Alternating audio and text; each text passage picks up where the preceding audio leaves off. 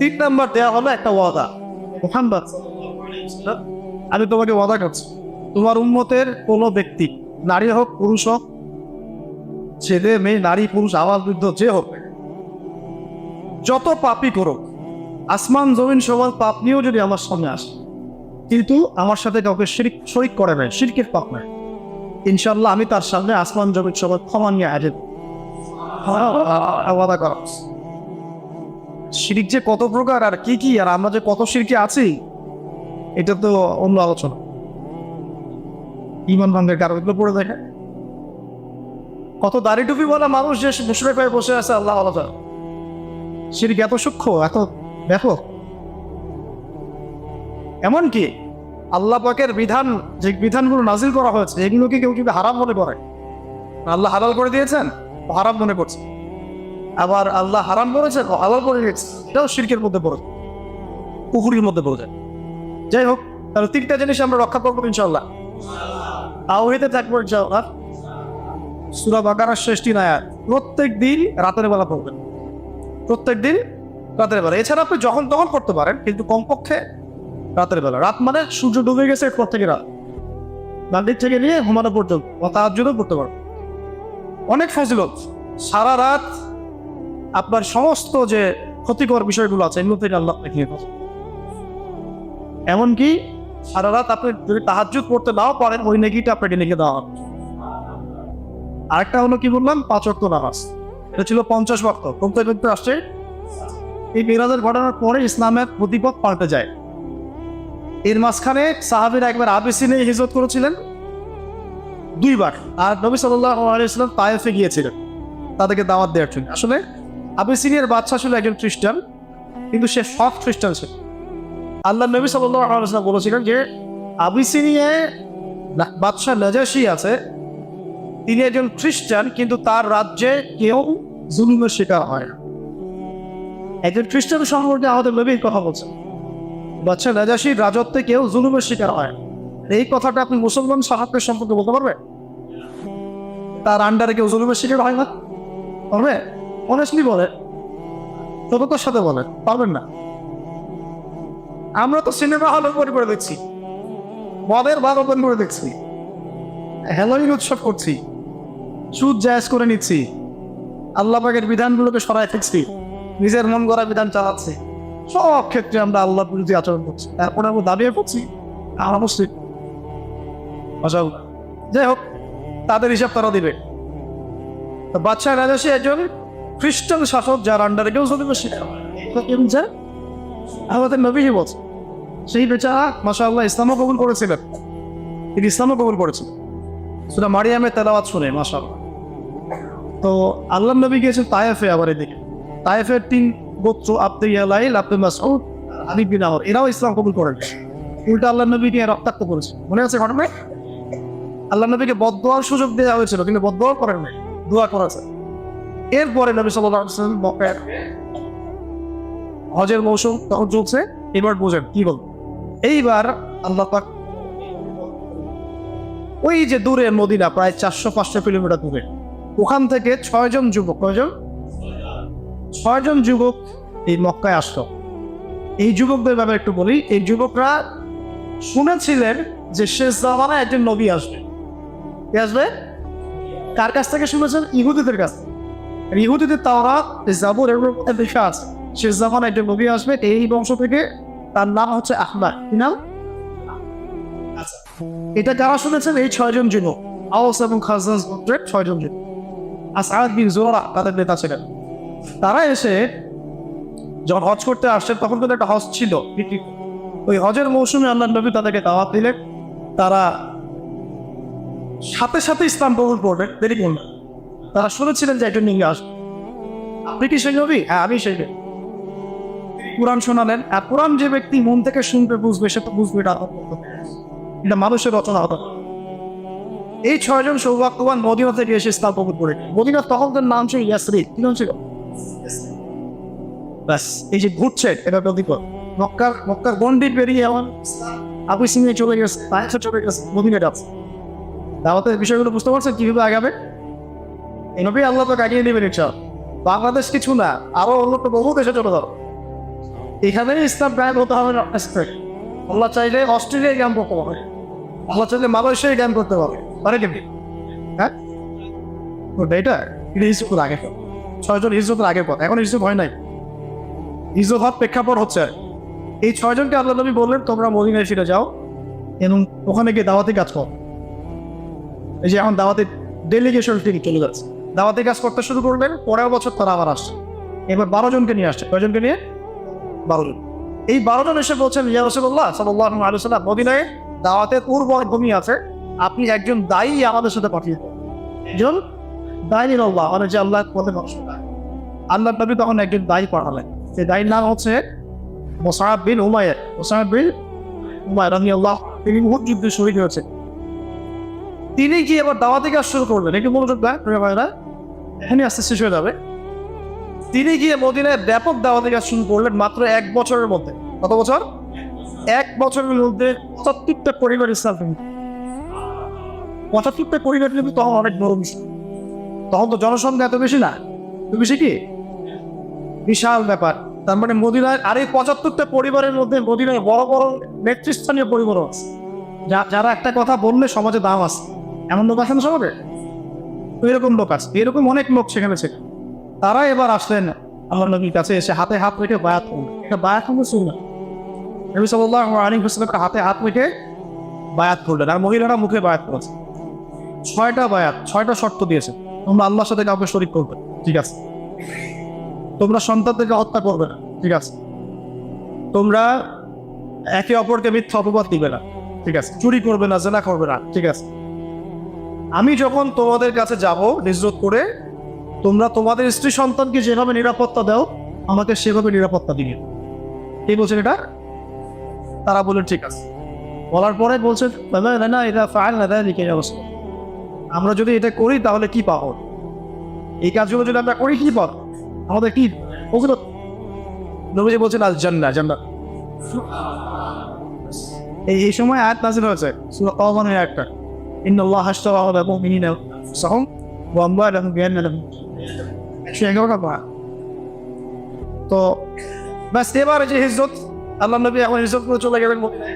মক্কায় পরিবেশ ভালো না, তায়েফে ভালো না, তাই না? এখন আল্লাহ পাক বলেন মদিনায় চলে। হিজরত করতে দিবে না, এটা নিয়ে কত সমস্যা। তাকে আটকায় রাখা হচ্ছে, হত্যা করার চেষ্টা করা হচ্ছে। তিনি সাহাবীদেরকে আগে পাঠিয়ে দিলেন, তারপরে আবু বকর রাদিয়াল্লাহু আনহুকে নিয়ে হিজরত করার সময় নবীজি কত বিচক্ষণ ছিলেন দেখেন। তিনি জানেন, আল্লাহ পাক তাকে জানিয়ে দিয়েছেন যে তোমার বাসা ঘিরে রেখেছে। বের হওয়ার সময় সূরা ইয়াসিনের 9 নম্বর একটা পড়লেন, ওয়াজআলনা মিন বাইনি আইদিহিম সাদ্দা ওয়া মিন খালফিহিম সাদ্দা ফাআগশাইনাহুম ফাহুম লা ইবসিরুন। এটা পড়ে হাতের মধ্যে বালু নিয়ে তিনি ছিটিয়ে দিয়েছেন। ওই যারা যারা হত্যা করতে আসছে সবার চোখে পড়ে ঘুম। মুজিজা। তিনি কত বুদ্ধিমান দেখুন। আমাদের নবী শুধু তাসবিহ তাহলিল শেখাতে আমাদেরকে আসেন নাই, কত বুদ্ধিমান, কত ম্যাচিউর দেখুন। যেই রাস্তা দিয়ে মদিনায় যাওয়ার সোজা রাস্তা, ওই রাস্তায় তিনি যান নাই। তিনি উল্টা দিকে রাস্তায় গিয়েছেন যাতে ওরা বিভ্রান্ত হয়, রাস্তা ভুল করে। উল্টা দিকে ডারে শহর রাস্তায় গিয়ে, ডারে শহর যারা গিয়েছে তারা জানে, উল্টা দিকে রাস্তায় গিয়ে তিনি 3 দিন ডারে শহর থেকেছেন। 3 দিনে সব ঠান্ডা হয়ে যাবে, তারপর আমরা যাবো। বুঝতে পারছেন? এটা হলো স্ট্র্যাটেজিক সুন্নাত। এখনকার বিশ্বে মুসলমানরা এই সুন্নাহ অ্যাপ্লাই করতে পারে। আমরা সব কেন জানি হাবানোবার মতো হয়ে গেছে, কেন?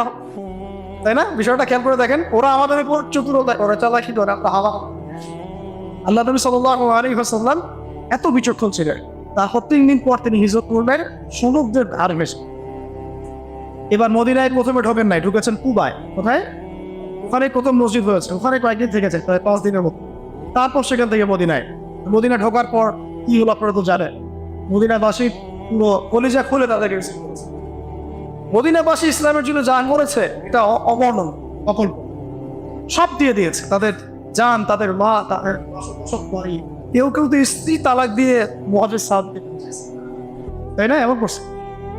ওখানে গিয়ে আল্লাহ নবী শোনেন, শেষ কথাগুলো শোনেন, টার্নিং পয়েন্টটা শোনেন। এবার আল্লাহ নবী সেখানে গিয়ে কিন্তু আর দুর্বল না, তিনি এখন শক্তিশালী। তিনি কিন্তু এখন শক্তিশালী। এখন আর মক্কার পরিবেশ নাই, নির্যাতন নাই, আছে শান্তি। প্রথমে তিনি যেটা করলেন, সেখানে একটা মসজিদ নির্মাণ করলেন। তার মানে আমাদের দিনের প্রচারের জন্য মার্কাজ লাগবে। এরকম মার্কাজ ছিল মক্কাতেও, দারুল আরকাম, মনে আছে? ওখান থেকে দিন শেখানো।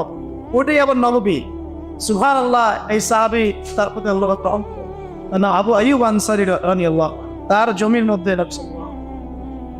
এই যে মদিনা এখন দেখছেন মসজিদ, ওই বেসটা ওখানে এখন লক্ষ লক্ষ কোটি কোটি মানুষ ওখানে নামাজ মসজিদ তৈরি করা হলো। তারপরে আনসার মুহাজিরের মধ্যে দিনী বন্ধন সৃষ্টি, আর দিন কায়েম করতে দিনী বন্ধন লাগবে। বাংলার মাটিতে কোনো দিনী বন্ধন নাই। বাংলার মাটিতে দিন কায়েম না হওয়ার অন্যতম কারণ এখানে কোনো দিনী বন্ধন নাই। বন্ধন আছে নিজের দলের মধ্যে, দলের লোক দেখে দেখে সালাম দেয়। কোনো ইউনাইটেড কমিউনিটি নাই, অ্যাবসলিউটলি। তিনি সেখানে গিয়ে আনসার মুহাজিরদেরকে একসাথে নিয়ে বসে, এক ভাই এক ভাই, উমর তুমি তার সাথে, বেলাল তুমি তার সাথে, তুমি তার সাথে, এইভাবে জোড়া জোড়া জোড়া জোড়া। সাহাবী বলছেন, আমার 2টা বাড়ি আছে, একটা আপনাকে দিয়ে দিচ্ছি। আমার 2টা জমি আছে, একটা আপনাকে দিয়ে দিচ্ছি। আমার 2জন স্ত্রী আছে, একজনকে তালাক দিচ্ছে, আপনি বিয়ে করুন। এইরকম ভাতৃত্ব বলতো আপনি পাবে? এই অসুস্থ অনলাইন সংস্কৃতি এসে আবেমেই তো ইয়া নাই, হৃদ্যতা ভালোবাসা পারলে মানে অনলাইনে ধুয়ে ল্যাংটা কাটে। হ্যাঁ, দোষ থাকার না থাক, সে নিজের মতো করে তালগন পাঠিয়ে ব্যাখ্যা করে একটা জনগণের সামনে অপবস্ত কর। তা আপনি এখানে দিন কায়েম করতে পারছেন কি? অসম্ভব টাস্ক মনে হয়। ওই হৃদ্যতা ভালোবাসা থাকে। আর ওই সাহাবী বলছেন, আমার এগুলোর দরকার নাই, বরং বাজার কোথায় আমাকে দেখিয়ে দাও। সাহাবী নাম আব্দুর রহমান বিন আওফ রাদিয়াল্লাহু আনহু। হৃদ্যতা ভালোবাসা না থাকলে দিন প্রতিষ্ঠা হবে না। আমাদের ভালোবাসার হৃদ্যতা এখন গোত্রে গোত্রে ভাগ হয়ে গেছে। তাবলিগে মহব্বত, আহলে হাদিসে মহব্বত, হানাফির মহব্বত, পীরে মহব্বত, এই তরিকে মহব্বত, এই অবস্থা চলছে। ভাই সবাই মুসলিম না? আমরা সবার প্রতি মহব্বত রাখা যায় না? সব ঘরানার মধ্যেই কিছু ভালো জিনিস আছে, আছে কি না? নাকি কোনো সবকিছুই খারাপ? কি ভালো তো অনেক কিছুই আছে। ভালোটা একটু খোলা মনে গ্রহণ করলে কি? তাবলিগ জামাতে ভালো কিছু নাই, আহলে হাদিসের মধ্যে ভালো কিছু না, হানাফি মাযহাব যারা তারা কি কেউই ভালো না? তাহলে আমরা কেন এরকম হইলাম? আমাদের মাইন্ডসেটটা এমন হইলাম, ওর ভালোটাকে আমি নিবো, সমস্যা কি? আর এটা তো আমি আল্লাহর জন্য রেখেছি। এমন তো না যে আমি ওর কাছে কিছু পাওয়ার আশা করছি, আল্লাহর জন্য রেখেছি। আল্লাহ আমাকে আজাদ দেবে ইনশাআল্লাহ। আবার সবার মধ্যেই কিছু কিছু বিষয় খারাপ থাকে, তাই কি? বাড়াবাড়ি কিছু থাকে, ওইটা বোঝার মতো ক্ষমতা তো আল্লাহ পাক আমাদেরকে দিয়েছেন, দেন নাই? আল্লাহ পাক আপনাকে বিবেক দিয়েছেন, জ্ঞান দিয়েছেন, আলেম ওলামা দিয়েছেন। আপনি পরামর্শ করলে তো বুঝতে পারবেন কোন বিষয়গুলো। তো ওগুলো পারদা ছেড়ে দিয়ে যদি আমরা একটা ইউনাইটেড প্ল্যাটফর্ম ক্রিয়েট করতে না পারি, যে আগামী 50 বছরও না পারি, 50 বছরও এই জমিনে দিন কেন ট্রাই করতে থাকেন, দেখেন কি। আমার মন্তব্য বলে দিলাম, আমারটা আমি বলে দিলাম, আপনি চেষ্টা করে দেয়। এভাবে বিভক্ত ঐক্যবদ্ধ শক্তি হতো। আমাদের বিরুদ্ধে ইহুদি খ্রিস্টানরা কি বিভক্ত ঐক্যবদ্ধ? ওদের মধ্যে মত পার্থক্য নেই, ওদের মধ্যে দলাদলি নেই, সবই আছে। তারপরে ওরা একটা জায়গায় ঐক্যমত যে মুসলমানদেরকে দিকে দিকে ধ্বংস করে, ব্যাস ওরা যা করতো মানে বিজয়ের রাফরান দেয়। এই অবস্থাটাকে পরিবর্তন করতে হলে একটা বিশাল ম্যাসাকার দরকার, সেটা করবেন ইমাম মাহদী ইনশাআল্লাহ। উনি একদম শেকড় কেটে ফেলে দিন, এত সুরসুরি দাওয়াত উনি দিবেন। উনি এসে একদম দাওয়াতের সাথে জিহাদ চলবে, পুরো বিশ্বে দেখবেন তখন একটা মালহামা চলতেছে। যদি আমরা বেঁচে থাকি এই পর্যন্ত, মানে বিশ্বের প্রেক্ষাপট পরিবর্তন হতে বড় বড় যুদ্ধের প্রয়োজন হয়। এমনি বিশ্বের প্রেক্ষাপট পরিবর্তন হয় না। প্রথম বিশ্বযুদ্ধের ঘটনা জানেন? তার আগের বিশ্ব আর প্রথম বিশ্বযুদ্ধের পরের বিশ্ব একটা। দ্বিতীয় বিশ্বযুদ্ধের আগের বিশ্ব আর দ্বিতীয় বিশ্বযুদ্ধের পরের বিশ্ব একটা। ওরকমই এই তৃতীয় বিশ্বযুদ্ধের আগের এই যে বিশ্ব চলছে, এর পরের বিশ্বটা এক থাকবে না ইনশাআল্লাহ। ওইটা মুসলমানদের বিশ্ব হবে ইনশাআল্লাহ, এটা নিশ্চিত। আমরা অ্যাটলিস্ট অলফ করে বলতে পারি ইনশাআল্লাহ এটা ইনশাআল্লাহ। কিন্তু এখন আমাদের এই যে সিরাত থেকে শিক্ষা করে নিত, কেউ না করে নাই, আমি আমারটা করি, আমার জায়গা থেকে আমি চেষ্টা করি। এবার হৃদ্যতার বন্ধন হচ্ছে, ইহুদিরা ওখানে আছে, ইহুদিরা তো মহামত, ওদের সাথে একটা এখন সন্ধি ওদিরা সনদ যেটা আমরা বলি, ওইখানে আবার আব্দুল্লাহ বিন উবাইয়ের অনুসারী হয়ে গেল, ওরা আবার মুনাফিক। ওখানেও কিন্তু শান্তি নাই, ওখানে আরো ভিতর অন্য অপসত্য আছে, এখানে আছে মুনাফিকরা। এইভাবে চলতে থাকলো। এবার আল্লাহ যখন আয়াত নাযিল করলেন যে তোমরা এখন সশস্ত্র যুদ্ধ তোমাদের উপর জুলুম, বলে উযিনা লিল্লাযিনা ক্বাতিলুনা বিআন্নাহুম যুলিম, হোয়াটএভার, মানে কিতাল বা যুদ্ধের আয়াতগুলো নাযিল হলো। কোথায় নাছিল? মক্কায় না মদিনায়? ওই অবস্থায় এবার সারিয়া অভিযান যুদ্ধগুলো হতে থাকে। এই হতে বদর যুদ্ধ কিন্তু প্রথম সশস্ত্র যুদ্ধ নয়। বদর যুদ্ধের আগে অনেক সারিয়া হয়েছে। সারিয়ার গাজওয়া পার্থক্য বুঝতে। সারিয়া মানে যে অভিযানগুলো সামরিক, কিন্তু সেখানে আল্লাহর নবী নিজে উপস্থিত ছিলেন না, অন্য সাহাবীকে দায়িত্ব দিয়ে থাকে। গাজওয়া মানে যে যুদ্ধে আল্লাহর নবী নিজে উপস্থিত থেকে যুদ্ধ করেছে, বুঝতে পারছেন? তখন প্রথম বেশ কয়েকটা সারিয়া হওয়ার পরে একটা কাফেলা ঘটনাকে কেন্দ্র করে বদরের মাঠে প্রথম গাজওয়া বদর হয়ে গেল। মুসলমানরা কিন্তু ওটা প্রস্তুতি নিয়ে যায় নাই যুদ্ধ করতে। বলুন, এটা অনেকে ভুল বলেন। আমরা ফুল প্রিপারেশন নিয়ে যুদ্ধ করতে যাই না। কিন্তু দুইটা ঘোড়া নিয়ে কি কেউ যুদ্ধ করতে যায়? দুইটা ঘোড়া, উট নাই, একটা উটও নাই, মাত্র দুইটা ঘোড়া, 313 জন সাহাবা। তারা গিয়েছেন ওই কাফেলা, আবু সুফিয়ানের কাফেলাকে। কিন্তু এদিকে আবার আবু জেহেল ওদের হাজার হাজার সৈন্য নিয়ে চলে আসছে। বদরের মাঠে গেলে বুঝতে পারবো। তারপরে নবী সাল্লাল্লাহু আলাইহি ওয়াসাল্লাম তখন দোয়া করছেন আল্লাহর কাছে, আল্লাহ আজকে যদি এই 313 জন মানুষ, 313 জন সাহাবী, এই মুসলমানরা এখানে মারা যায়, তাহলে ইসলামের নাম নেওয়ার মতো আর পৃথিবীতে কেউ থাকবে না। তুমি আজকে আমাদেরকে সাহায্য করো। এই বলে কান্নাকাটি করছেন নবী সাল্লাল্লাহু আলাইহি ওয়াসাল্লাম। চাদর পরে গেছেন, আবু বকর রাদিয়াল্লাহু আনহু চাদর উঠাই দিলে, দিয়ে বলেন, হাসবুকা ইয়া রাসূলুল্লাহ, অনেক হয়েছে, আল্লাহ আপনার দোয়া কবুল করবেন ইনশাআল্লাহ, আমরা আপনার সাথে আছি, চলেন। নবীজি পরামর্শ করছেন, আমরা কি যুদ্ধ করবো না? তখন আনসারী সাহাবীরা বলছেন, যুদ্ধ করবো না মানে আপনি যদি আমাদেরকে বলেন উত্তর সমুদ্র লাভ দিতে, তাও লাভ দিয়ে বলছেন। এরকম অনুসারী আমাদের হয়? এরকম অনুসারী আছে কোন জামাতের মধ্যে? আইলাদিস বলে না, সাহাবি বলে না, রাহাফি বলে না, কুপন্থী বলে না, তাবলিগ বলে, এরকম অনুসারী? সুবহানাল্লাহ। এরকম আমির ব্যাপারটা, ওই আমির, ওই মামুর, ওই বায়াত, ওই তা তো নাই। বিক্ষিপ্ত না আমরা সবাই? এই বিক্ষিপ্ত অবস্থাটাই আমাদের দুর্বলতার জন্য প্রধান কারণ। আল্লাহ পাক যেন আমাদের এই যুব সমাজকে একটা ব্যানারে একটা তৌফিক দান। আল্লাহ পাক এই খেদমতটা যে করতে পারবে উম্মার জন্য, ইনশাআল্লাহ বিশাল। তবে এটা করতে গেলে আপনার চতুর্দিক থেকে আপনাকে গালিগালাজ শুনতে হবে। এটাও হতে হবে, বাঙালি জাতির মধ্যে কাজ করছে। আল্লাহ নবী কি বললেন? আল্লাহ তুমি আমার সাহাবীদের প্রতি রহম করো, আল্লাহ তোমার গায়েবী সাহায্য নাযিল করো। আল্লাহ পাক ইমিডিয়েটলি তখন সেখানে 1000 ফেরেশতা পাঠিয়ে দিলেন। সৈন্য লাগে, ফেরেশতা চলে আসছে। যুদ্ধের কি ফলাফল তত জানলেন। একদম আবু জাহেল থেকে শুরু করে যত বড় বড় কাফের সব শেষ। 70 জন বড় বড় কাফের শেষ। 70 জন বন্দী হলো। মুসলমানদের মধ্যে মাত্র 14 জন শহীদ হয়েছে। 14 জনের নামের ফলক বদরের মাঠের পাশে দেখবেন, 14 জন নামের ফলক। তো এবার মক্কা কেন, পুরো আরবে একটা বিপ্লব সৃষ্টি হলো, যে নতুন একটা শক্তি জেগে গেছে। যারা তাওহীদে বিশ্বাস করে, শিরক করে না, তাদের একজন নবী আছে, হ্যাঁ, ইত্যাদি। তো কেউ তাদের সাথে পারছে না। পরের বছর আবু সুফিয়ান তার বাহিনী নিয়ে আবারও এটা প্রতিশোধ দিতে গেল। কোন মাঠে? উহুদের মাঠে তারা পেরে উঠছিল না প্রথম দিকে। আমাদের একটা ভুলের কারণ, আমাদের ছোট্ট একটা ভুল। আল্লাহ নবী বলেছেন 50 জনকে এখান থেকে নামবে না, তীরন্দাজ এখান থেকে নামবে না, জাবাল রুমা।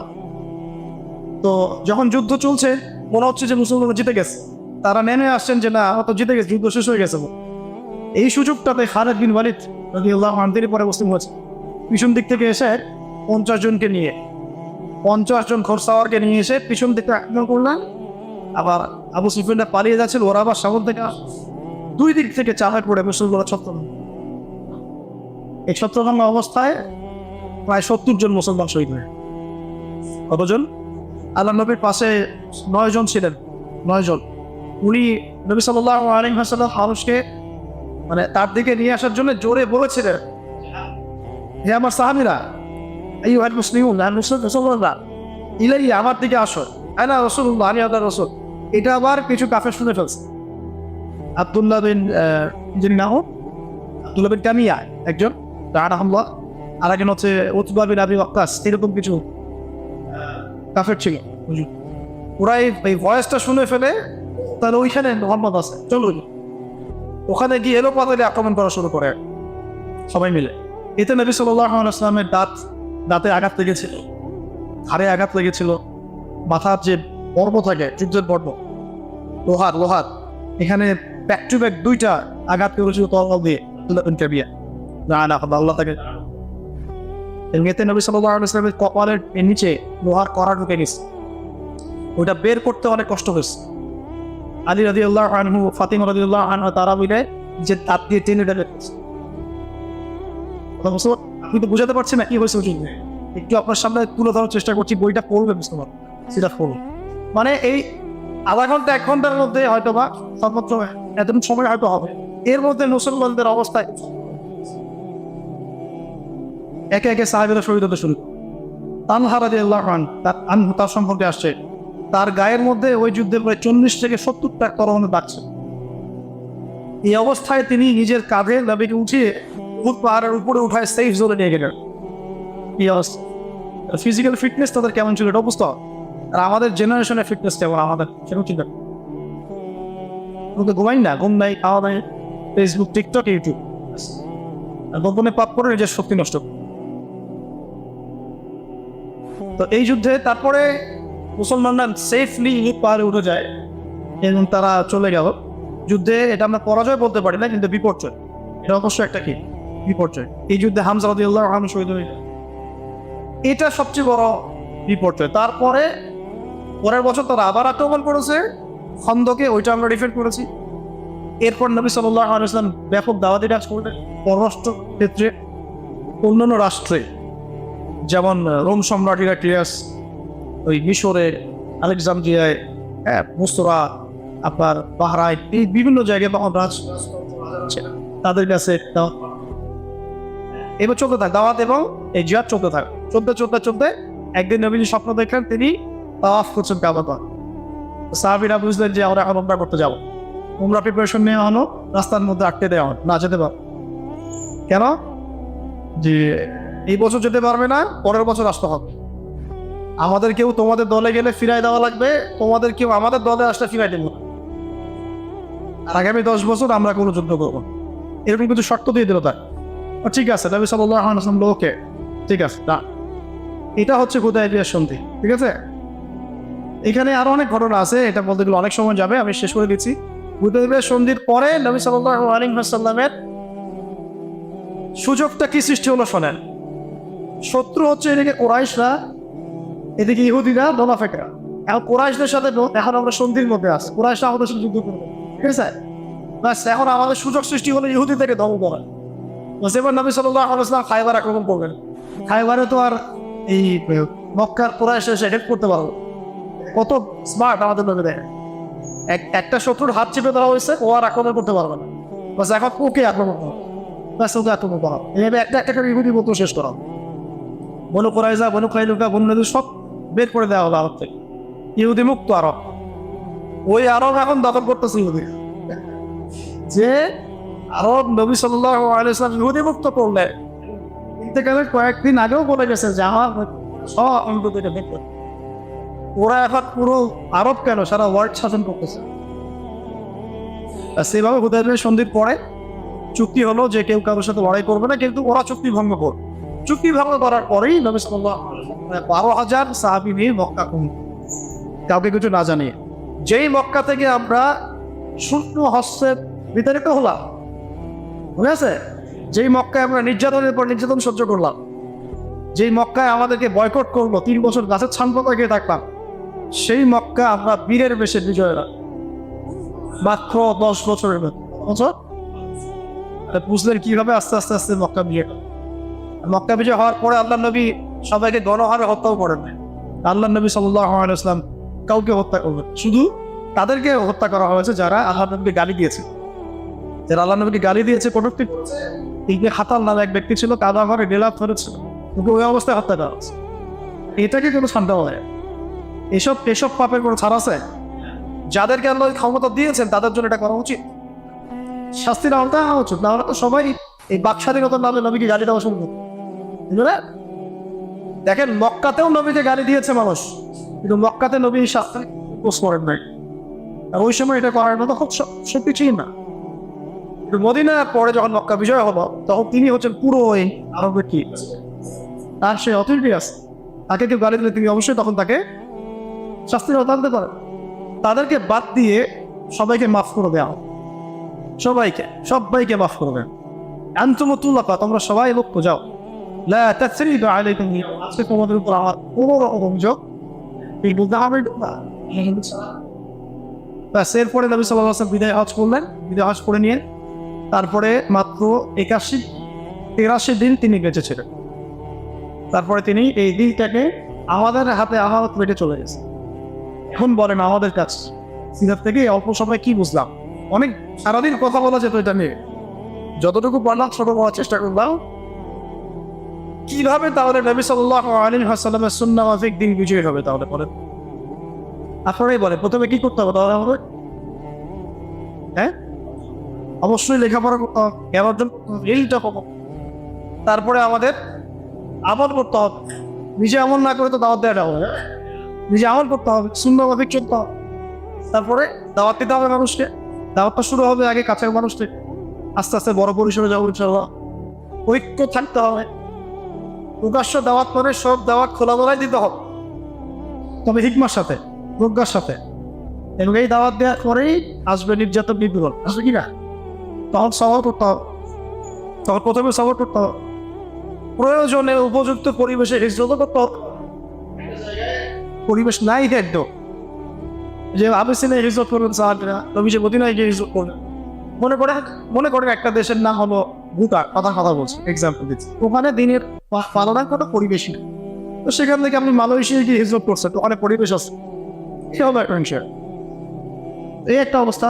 তাহলে আমাদের এখানে তো পরিবেশ আছে, কিন্তু এটাকে ইউনাইটেড করার অভাব আছে। এই যুগের সাথে এটাকে মিলিয়ে নেওয়াটার ঘাটতি আছে। এগুলো ইনশাল্লাহ আস্তে আস্তে ঠিক হয়ে যাবে ইনশাল্লাহ, যদি আমরা সবাই ঐক্যবদ্ধ হওয়ার চেষ্টা করি। আমরা আমাদের জায়গা থেকে দায়িত্ব পালন করব। এইভাবে দাওয়াতের কাজ চলতে থাকবে। তারপরে আল্লাহ পাক দেখবেন ইনশাআল্লাহ এরকম কিছু মানুষ মিলিয়ে দিবে যারা ইসলামের জন্য নিবেদিত প্রাণ থাকবে। এবং একজন নেতা লাগবে, দেখো তো এখানে নেতা কয়জন ছিল? 10 জন। এক নেতা এক জামাত, একটা নেতা একটা জামাত। একটা জামাতের মধ্যে আনসার সাহাবী আছে, মুহাজির সাহাবী আছে। তারা কি আবার দুইটা জামাত হয়ে গেছে? একসাথে হয়ে গেছে। আনসার মুহাজির একসাথে এক হয়ে গেছে। এক আমির, এক জামা, এক নীতি, ব্যাস চলবে। দাওয়াত চলবে। যেহেতু এখানে দাওয়াতের প্রেক্ষাপট, দাওয়াত চলবে।